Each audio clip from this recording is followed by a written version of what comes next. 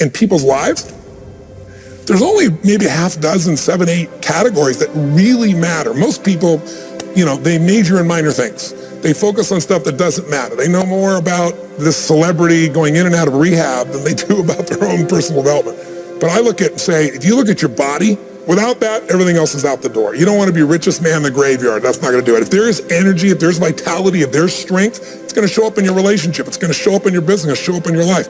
That's an area you got to master. You can't dabble. It's too important. Emotions are everything. I mean, you got a ton of money, you got everybody loves you, and your primary emotions are pissed off and frustrated, then your life's pissed off and frustrated. It doesn't matter if you got $1 billion or 1 million people loving you, your life is not great. Relationships, intimate relationships especially. It's where the most juice in life comes from. It's where the most pain comes from most people. It's worth mastering instead of dabbling. Really looking at what are you going to do with your time and mastering your time. Instead of having a checklist, you cross it all off. You can mistake movement for achievement. I want to squeeze out of that time what matters, that creates value for me and for everyone I care about and love.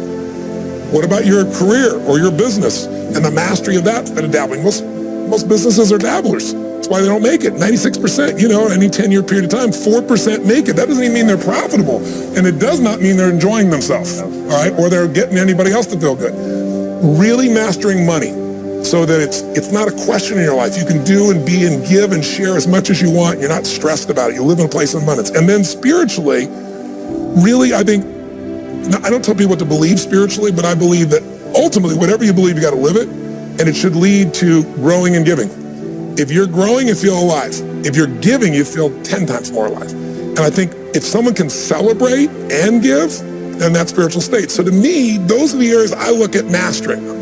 Business, for sure, but it's the areas of life that matter most. And most of where we spend our time doesn't make people feel fulfilled. That's why the average person is not fit and healthy. The average person is not in a relationship where they have tremendous passion.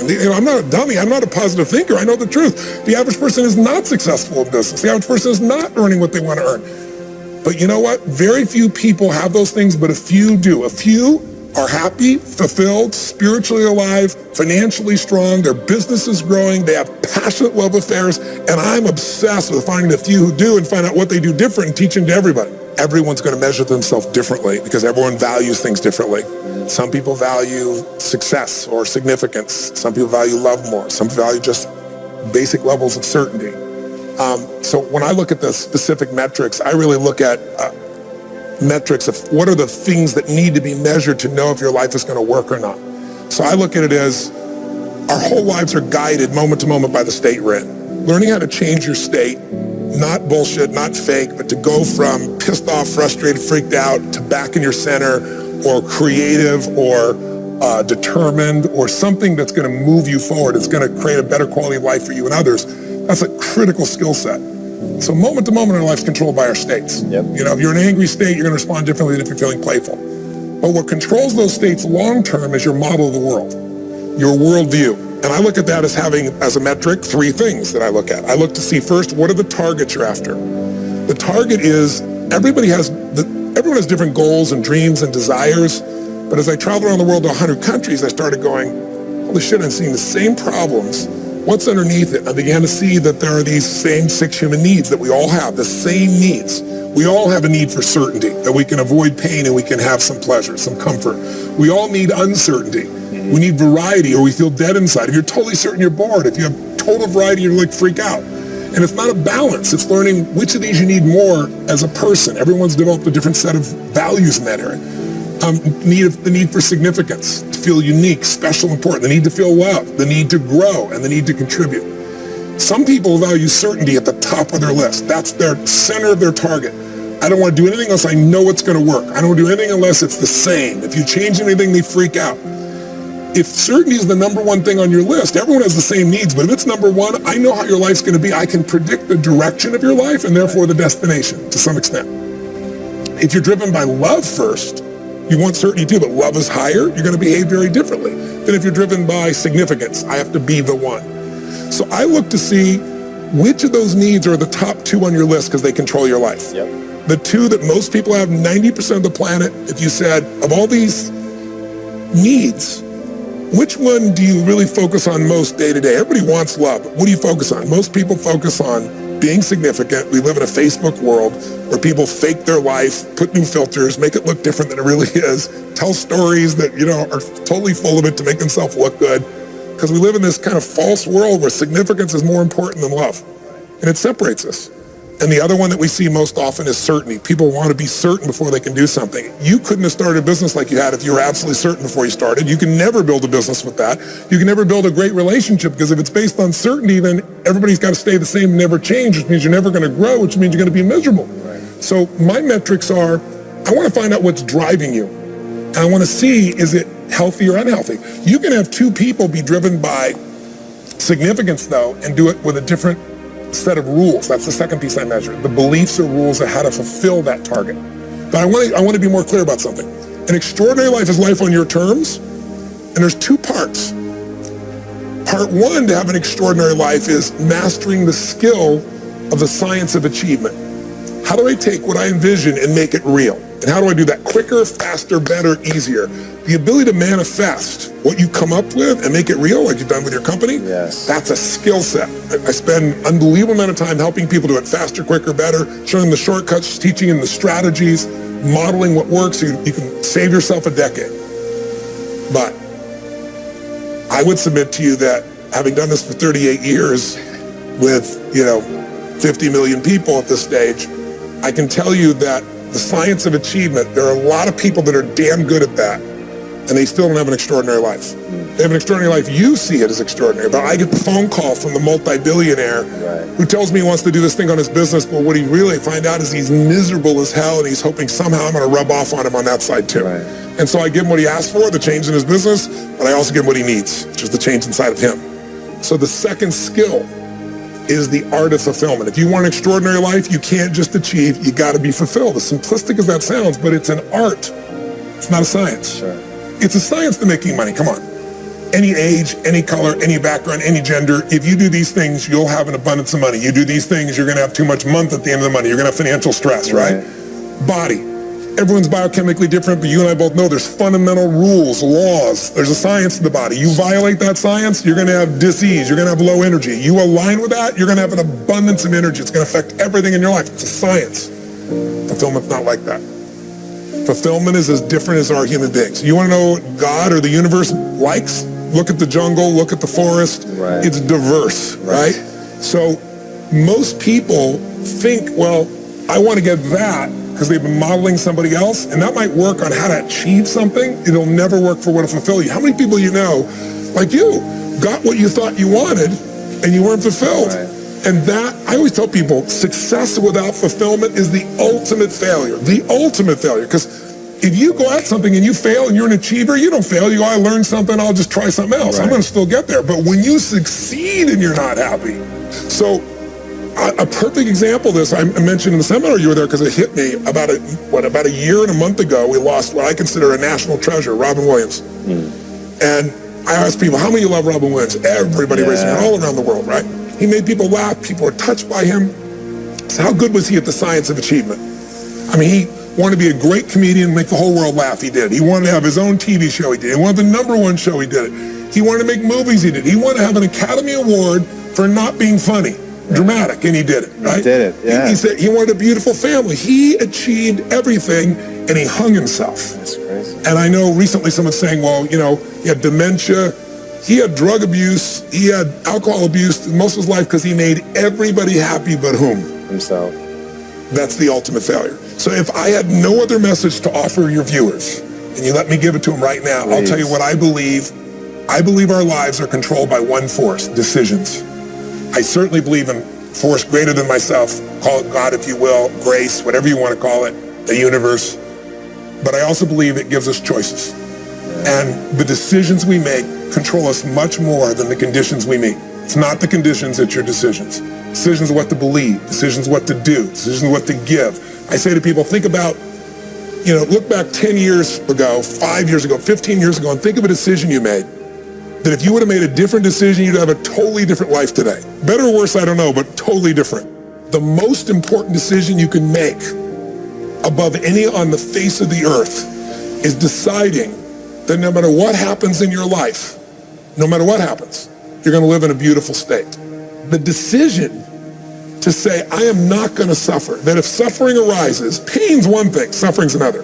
Suffering is when you're like, suffering could be worry, it could be anger, it could be frustration. It's anything that takes you out of a beautiful state. And here's what people don't get. You can end suffering by stop focusing on yourself and focus on something you want to serve greater than yourself. Your children, your wife, your mission, your life.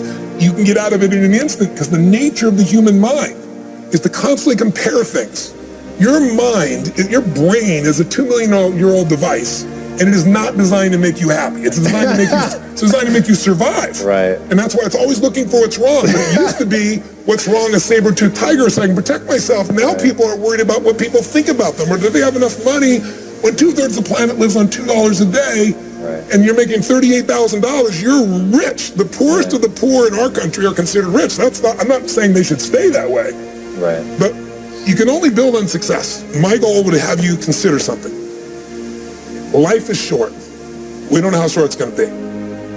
But if you only had a week to live, I bet you wouldn't allow yourself to suffer over a little crap that makes you crazy normally. I think you would probably spend time with those you love. You would do what you love. You'd take awe in a sunset.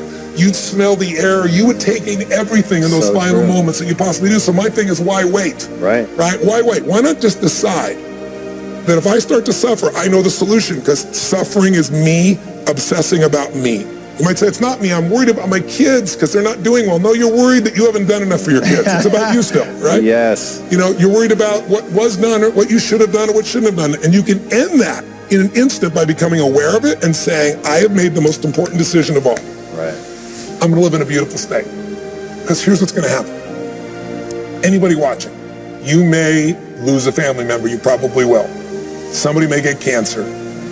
Your business the government might change the rules. They might change things radically that you can't even do anything about it. You might go bankrupt. You might get divorced. I'm not saying anybody will, but no one knows what's going to really happen in your life. Life's full of uncertainty, but here's what you can know. You can decide no matter what happens, you could have a great time.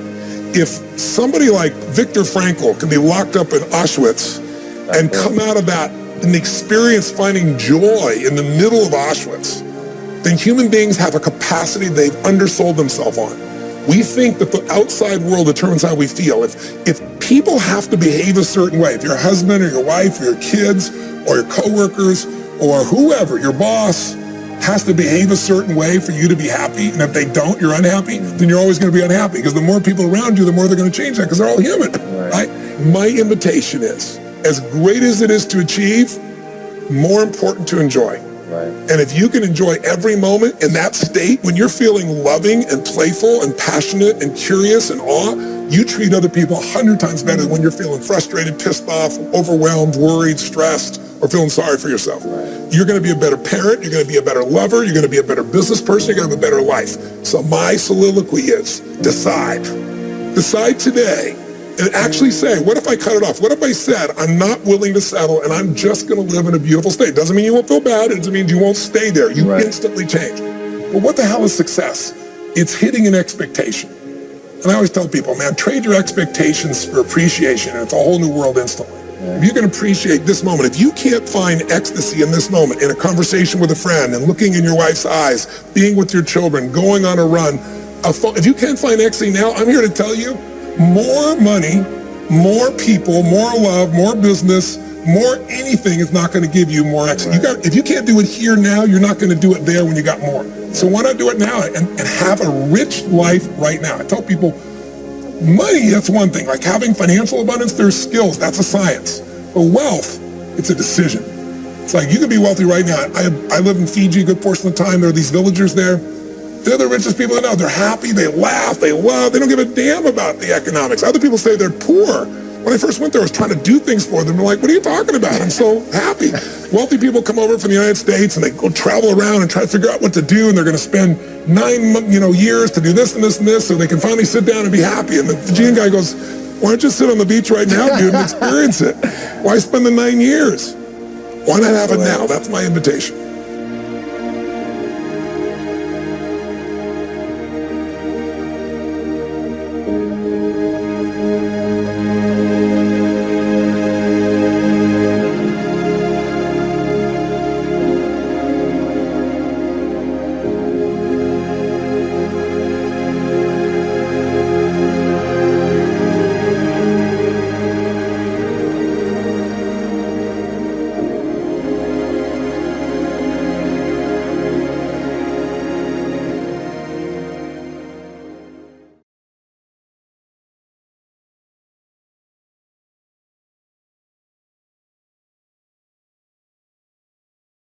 Human beings absolutely follow through on who they believe they are.